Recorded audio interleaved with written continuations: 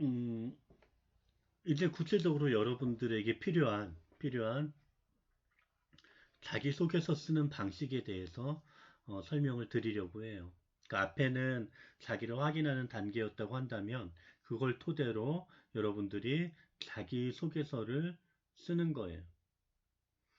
근데 실제 여러분 1학년이기 때문에 자기소개서에 대한 어떤 그 중요성에 대해서 아주 체감하지 못하지만 되게 4학년 이제 졸업반이 되거나 이러면은 굉장한 자기소개서에 대한 스트레스가 있어요.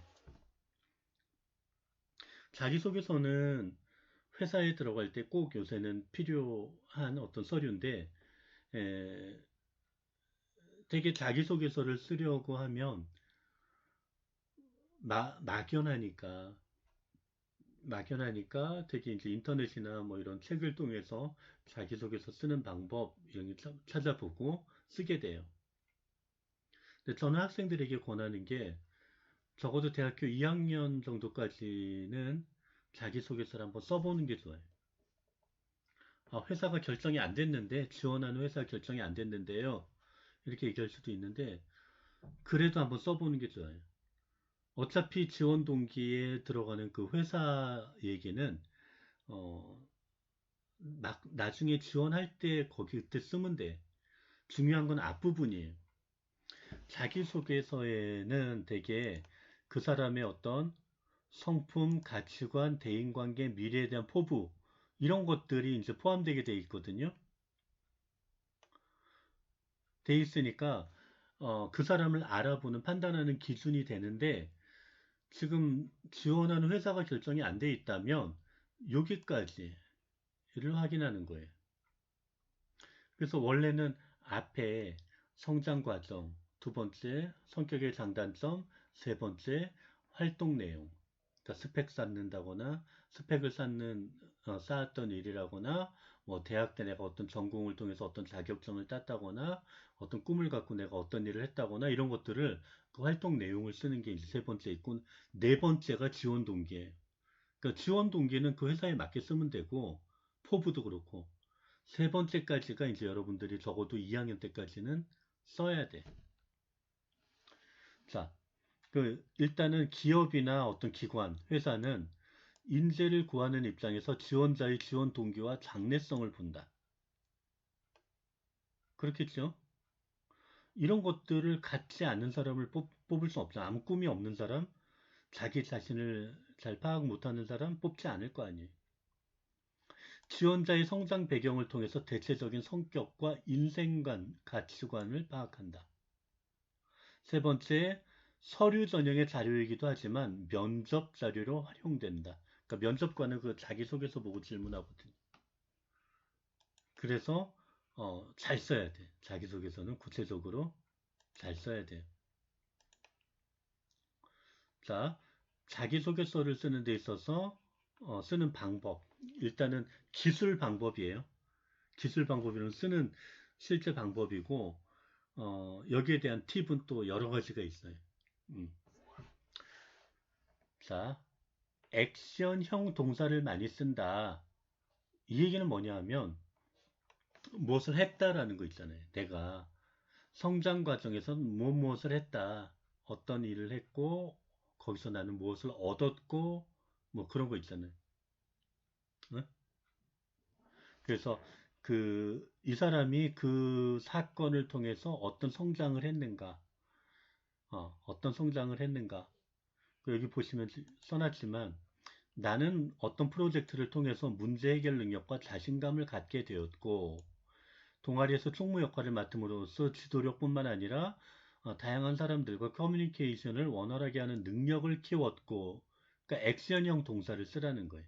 이게 설득력이 있다. 명사형으로 쓰지 말고. 명사형이란 뭐뭐 프로젝트를 진행했다. 끝. 나는 동아리에서 총무를 했다.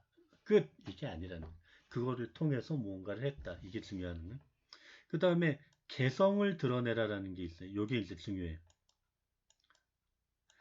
어, 저는 학생들에게 자기소개서 쓸 때 아까 얘기했듯이 성장 과정, 성격의 장단점, 그 다음에 활동, 활동 내용, 그 다음에 지원 동기 각각의 그냥 성장 과정 이렇게 쓰지 말고 거기에 제목을 붙이라고 얘기를 해요. 제목을 붙이라고 자기만의 소제목을 붙여보는 거예요. 그러면 면접관이 이 심사하는 사람이 자기소개서를 쭉 보다가 눈에 딱 꽂힌다고요. 개성적인 어떤 자기소개서는. 남들 다 쓰는 방식으로 쓰면 그냥 넘어가는 거예요. 나중에 입사할 때 보면 지원 그 서류가 이만큼 있을 거 아니에요. 그 중에 걸러질 때 그렇다는 거예요.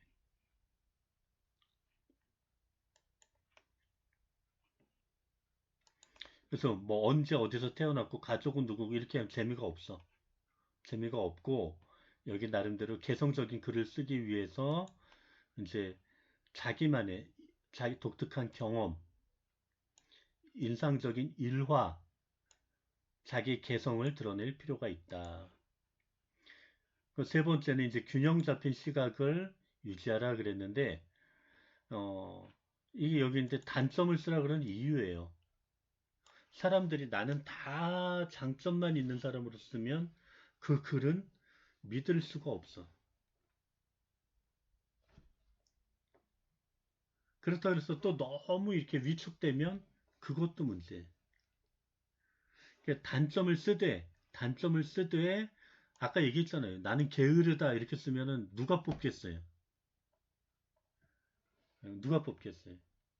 그러니까 나는 일 처리를 좀 더디게 하는 편이다. 이것도 사실은 굉장히 부정적이야. 그러니까 좀 느리게 하는 편이다. 그러면 이것을 좀 긍정적으로 바꾸면 어떻게 바꾸면 될까? 나는 꼼꼼한 편이다로 바꿀 수가 있어요. 그러니까 허투루 그러니까 난 빨리빨리 일 처리를 함으로써 발생할 수 있는 어떤 그 실수를 줄일 수 있다. 꼼꼼하게 함으로써. 그런 게 있을 거 아니에요. 그래서 이 단점은 보완할 수 있는 장점으로 전환시키거나 보완할 수 있는 어떤 그 노력까지 써줘야 된다. 그 다음에 지원 동기, 이거는 이제 회사에 가장 중요한데, 이거는 이제 회사에 맞게 쓰는 거예요. 그러니까 여러분들은 지금 보면 전기전자, 건축, 정보통신이니까 거기에 맞는 그 지원 동기를 쓰면 되고. 자, 추상적인 건 피하고 일관성 있게 써라. 어, 뽑아주시면 열심히 일하겠습니다. 이런 거 안 된다 그랬어요. 그죠? 누가 그 얘기 누가 못해. 좀 구체적으로. 그래서 포부가 필요한 거예요. 그 다음에 다 끝나면 이거는 이제 문장적인 부분인데 퇴고를 거쳐 완성해요. 퇴고. 다시 본다는 거예요. 수정.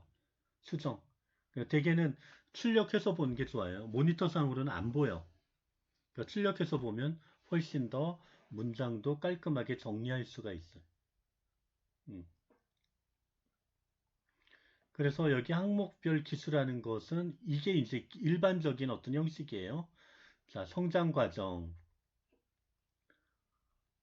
여기는 단순히 성장 과정을 쓰라고 하는 게 아니라 내가 성장 과정 속에서 현재 이르게 되는 결정적인 나를 만들게 된 계기.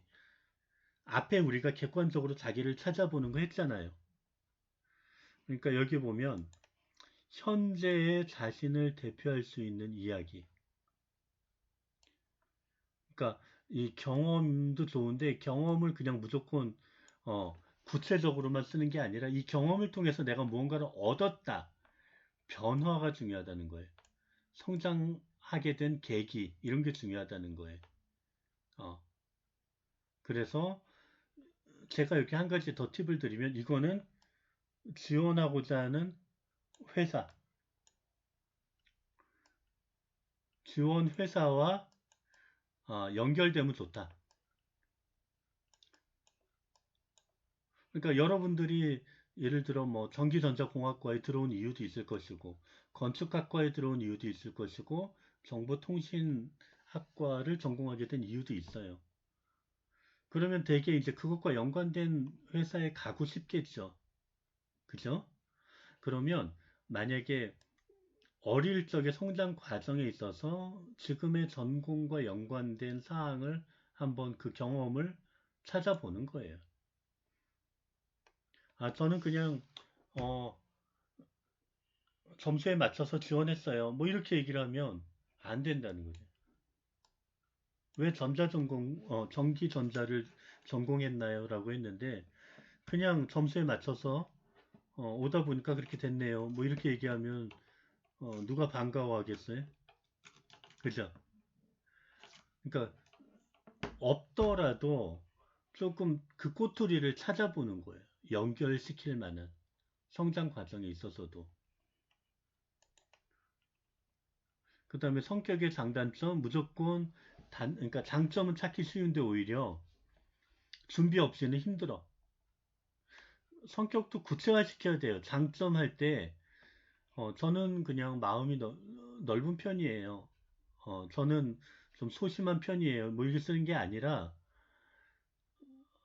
그런 거 아니잖아요. 우리는 누구나 비슷한데 자기만의 어떤 특징과 장점을 분명히 할 수 있는 성격적 내용을 찾아내는 거예요. 단점도 마찬가지예요. 중요한 건 단점을 장점으로 바꿀 수 있는 요소를 찾아보는 것. 그 다음에 단점을 극복할 수 있는 노력을 기술해 보는 것. 그 다음에 학창 시절, 지금 여기 따로 항목을 설정한 경우는 없어요. 아까 내가 설명할 때 되게 활동 내용이라 고 그랬잖아요. 활동 내용이라고 이제 기록을 하는데 여러분들이 뭐 중고등학교 혹은 대학교, 특히 대학교, 어, 그래서 내가 어떤 과정을 통해서 어떤 지식을 습득했고, 어떤 경험을 얻었고, 어떤 자격증을 땄고, 어떤 스펙을 쌓았다라는 것을 기록하는 거예요. 근데 여기도 마찬가지로 여기 부분도 내가 지원하는 곳과 연결이 돼 있어야 돼. 마찬가지로. 어, 전혀 뜬금없이 내가 활동 내용하고 하고 지원하는 곳하고 달라버리면은 그럼 그 활동 내용 한 대로 가지 왜 우리 회사를 지원했어요? 이렇게 나올 수도 있다는 얘기예요. 그러니까 이 자기소개서는 이 위에서부터 시작해서 이 성장 과정부터 해서 쭉, 쭉 내가 지원하는 곳과 연결시켜서 얘기를 해줘야 돼. 요즘의 기업에서 가장 강조하는 부분이 이 부분이다. 열성적으로 내가 임했던 활동은 무엇인가? 내가 몰입했던 거. 있을 거 아니에요. 게임. 제일 많은 게 게임일 거야, 아마. 게임. 뭐 아니면 봉사활동도 있을 것이고, 음악 활동도 있을 것이고, 음악 활동. 아까 제가 저희 아이가 음악 한다 그랬는데 이 친구가 사범대학교 다녀요. 국어교육과를 다니는데 학교는 사범대학교인데 하고 싶은 거는 음악이야. 자기 혼란이 오겠죠. 혼란이 오겠지. 열성, 이게 이제 나중에 바뀔 수도 있어. 현실화돼서, 내가 선생님이 돼야 되겠다. 이런 꿈으로 바뀔 수도 있고, 아니면은, 진짜 나는, 음악 아니면 못 살겠다. 이렇게 될 수도 있는 거예요. 그랬을 때 내가 열성적으로 가장 많이 파고 들어갔던 곳에서 승패가 나요. 승부가 나요. 그래서 그것을 찾아보는 것도 중요하다. 그 다음에 앞으로의 포부. 이것도 학생들이 서술하기 제일 힘들어요. 왜? 그 기업에 들어가서 내가 입사도 안 했는데 뭘 할 것인가에 대해서 벌써부터 생각하는 게 어렵잖아. 어렵잖아. 근데 이것 또한 마찬가지예요.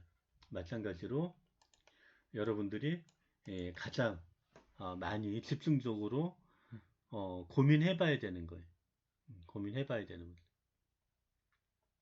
그래서 여기 이제 그 여러분 교재에 보면 예문은 있어요. 그러니까 그 자기소개서 예문이 있는데 이걸 떠나서 요건 다음에 할게요. 미래의 기획에 대한 로드맵은 다음에 하고 다음 시간에 여러분들이 요 틀에 맞춰서 여기까지만 한번 해보세요. 여기까지만. 포부나 지원 동기 빼고 여기까지만 한번 써보세요. 여기까지만 한번 여러분들이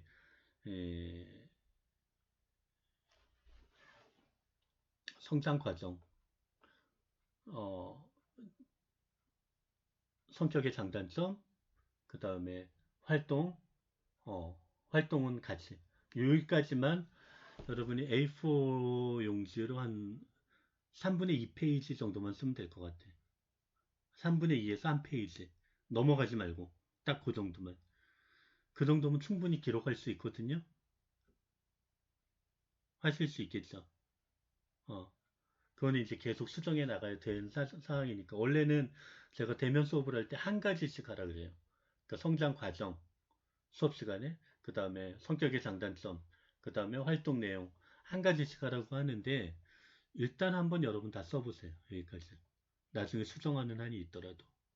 아시겠죠? 그러니까 요것이 요번 주 과제입니다. 아시겠죠?